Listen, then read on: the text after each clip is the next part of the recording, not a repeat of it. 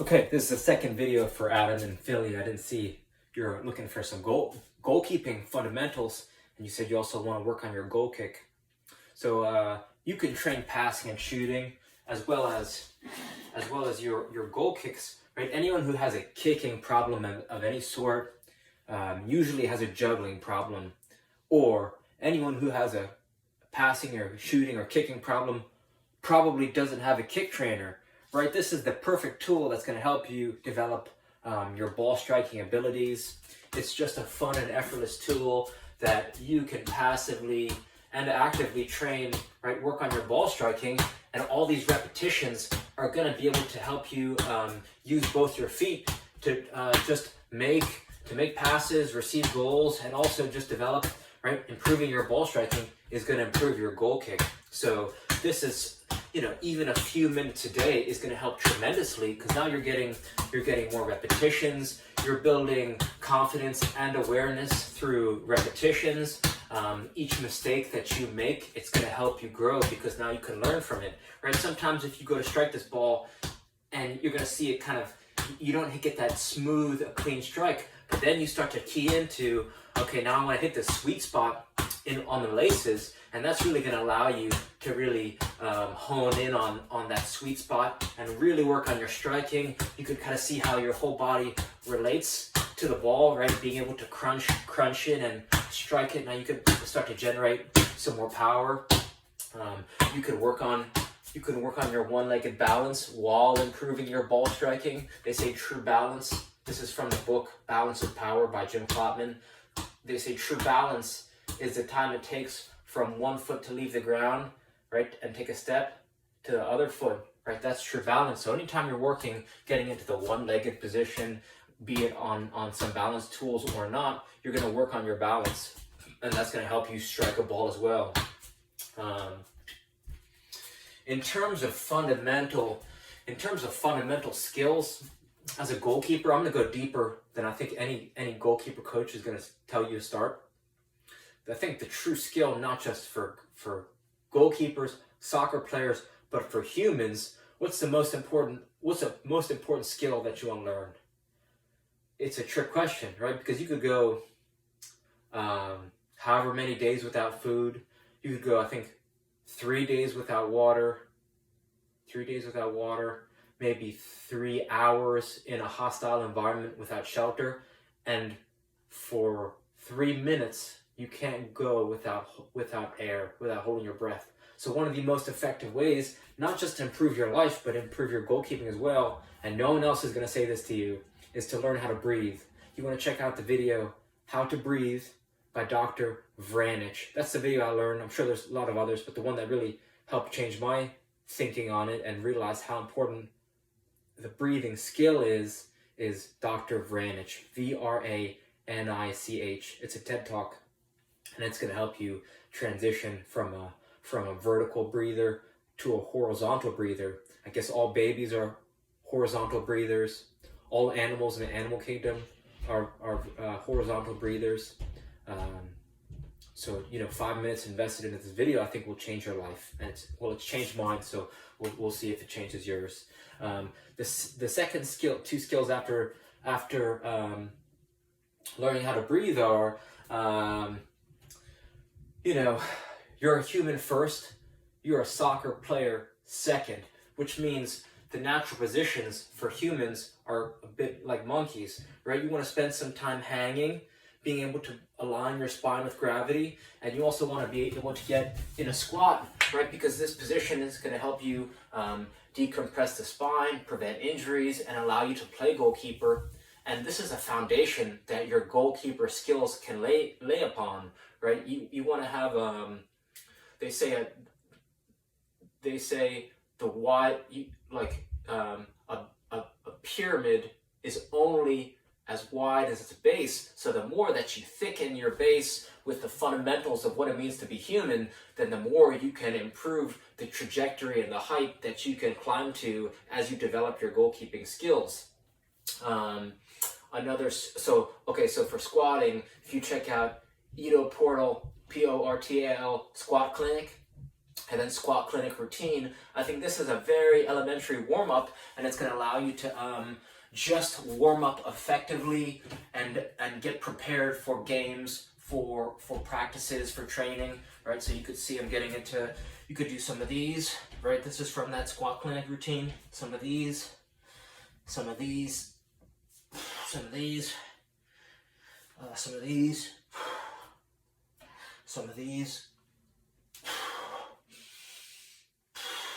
You could get that, you could stack the leg, see how your mobility is here, right? So it's almost a diagnosis. If you can't do some of these things, that's a good indicator that you want to start to try and do some of these, because I think they say if you don't move, like if you're not moving now, then it's going to be harder to move even later. So now you could start to feel, are you tight? Is there tension, right? And just get some movement in your body. It's just going to help you be more resilient in goalkeeper, and like I said, prevent injuries and just be strong, you know, saving corner kicks.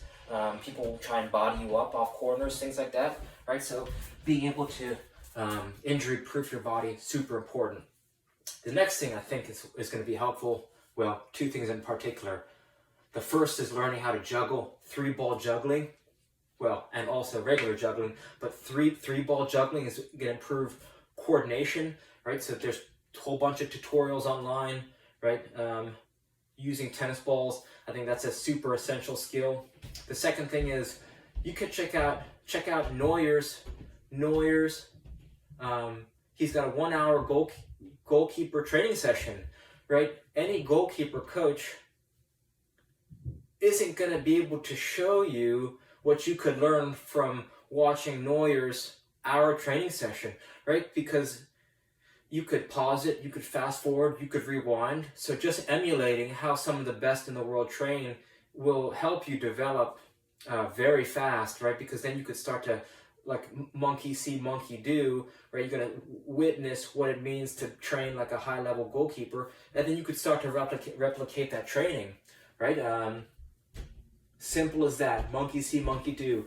Check out his training, and then try and take away some of the things that he's doing. You could copy the whole thing, and once you become accustomed to doing that whole training routine, I mean, you're going to be in a different mindset if you go through even 5 minutes, 10 minutes, 15 minutes of the things that Neuer is doing, right? From warm up to cool down to everything in between. I think that's a great, it's free. It just takes your time. And you said goal kicks especially, right? The two things I suggested were the kick trainer, right? The kick trainer. But the second thing is juggling. Even if you're the worst juggler or you're just bad and you know it, you could start to improve very, you know, how long does it take a baby to walk from crawling, right? It does a little bit every day. It's not about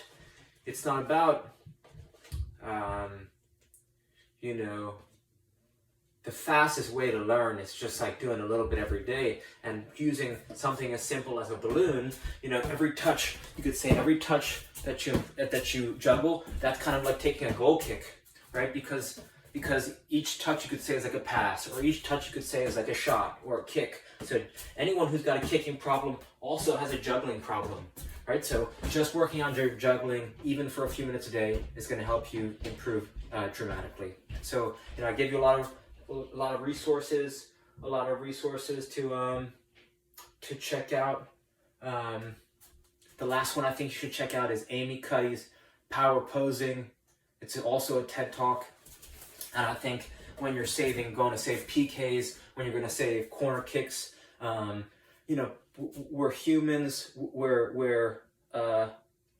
You know, we measure people on a subconscious level based on their body language. So if someone sees you in goal and it's right before PK and you're very outstretched and, you know, you're kind of moving throughout the line, you kind of want one of the places that you're preparing to save a penalty kick.